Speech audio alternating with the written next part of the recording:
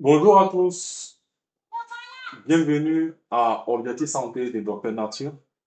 Je suis Dr Touré Abdel, directeur du groupe Objectif Santé.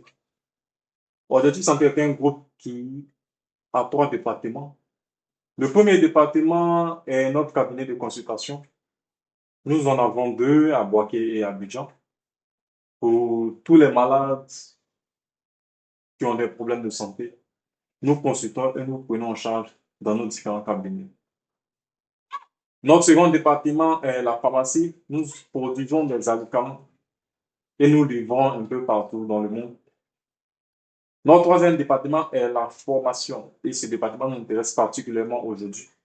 Nous formons dans les métiers de phytothérapie, naturothérapie, nutrition et massothérapie. Aujourd'hui, nous allons parler de l'examen de certification en phytothérapie.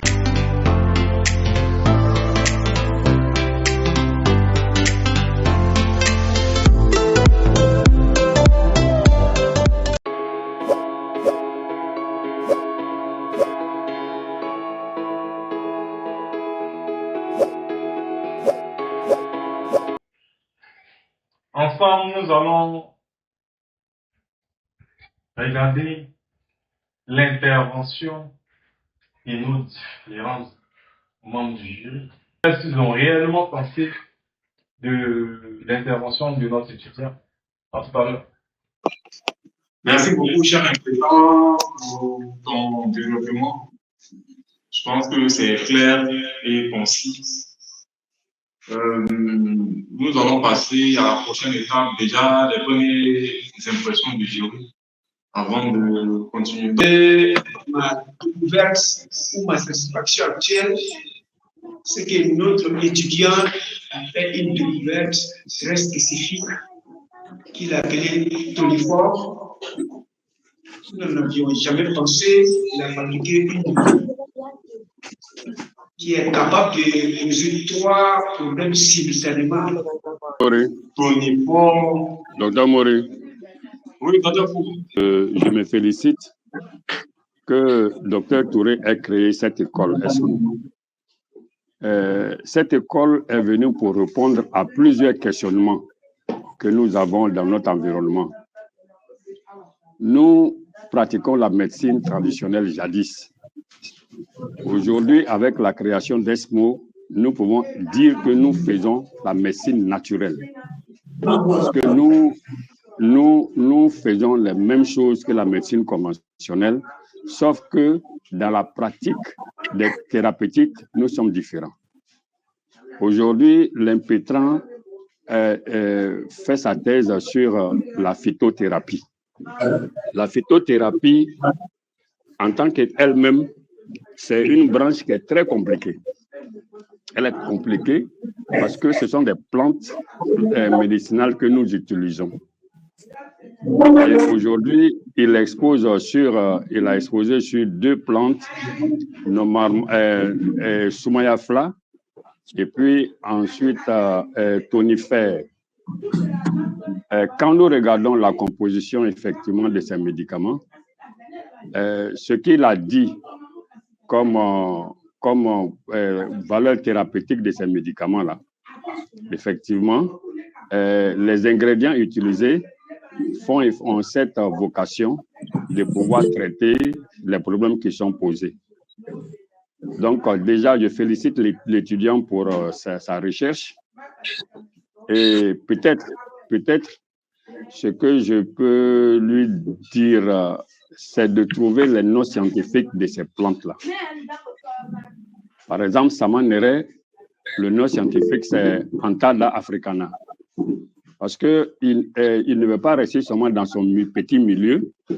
Des moments viendront où on va lui demander les noms scientifiques des plantes qu'il utilise, ou bien peut-être, lorsqu'il ira dans des congrès plus grands, on va lui demander les noms scientifiques de ces plantes-là. Il faut qu'il commence maintenant à regarder la biographie, sinon les monographies sur les plantes médicinales que nous avons, et trouver les noms scientifiques pour coller à ce qu'il fait. Maintenant, le deuxième constat que je fais, il dit Soumaya, en malinké, ça veut dire palu. En fait, Soumaya n'est pas seulement palu, parce que quand on dit Soumaya, ça veut dire froid. Froid, on fait allusion à la fièvre. Mais la fièvre n'est pas inhérente seulement au paludisme. Quelqu'un qui a la fièvre typhoïde peut avoir de la fièvre, quelqu'un qui a les hépatites, quelqu'un qui est atteint par un virus. Donc, qu'il revoie son mot Soumaya et trouver quelque chose qui colle à ce qu'il est en train de faire. Merci bien. Comme vous appelez le plus souvent, je me suis habituée un peu au terme allopathe. Donc, moi, je ne suis pas dans votre domaine. Donc, pour que moi, je puisse mieux comprendre, il faudrait que vous puissiez développer ça en profondeur. Ok. Oui, j'arrive avec le temps, Inch'Allah. Donc, ce que je vous ai dit là, c'est nous, en tant que les phytothérapeutes là, on dit d'abord c'est l'art de soigner et de se faire soigner par les plantes. D'accord. Bon, quand il vient dans notre domaine, en tant que, en global, c'est-à-dire le patron même, c'est les naturothérapeutes. Maintenant, quand il vient dans notre filière de phytothérapeutes là, nous sommes comme les pharmaciens dans le laboratoire, à la fabrication des médicaments. Je posais la question pour mieux comprendre, comme il y va de la santé des individus. Et dans votre étude, c'est tellement important de mieux comprendre la portée. C'est pour ça que j'ai posé la question. Parce qu'on voit plein de médicaments maintenant à bordure de route. Vous, en tant que phytothérapeute, je suppose que vous allez avoir une base où vous serez localisé et les personnes viendront vers vous. Voilà. Donc, pour mieux comprendre cette partie-là, parce que moi, demain, il faut que j'arrive aussi à pouvoir dire, voici la part que le phytothérapeute fait, contrairement à l'allopathe que nous sommes quand nous exerçons au niveau de l'hôpital. Et pour pouvoir voir comment est-ce qu'il y a une contribution plus tard au niveau scientifique pour dire non, parce qu'il y a beaucoup de préjugés, il y a beaucoup de jugements sur les méthodes qui sont dehors. Donc, c'est pour ça que moi, je viens vers pour poser la question. Vous comprenez?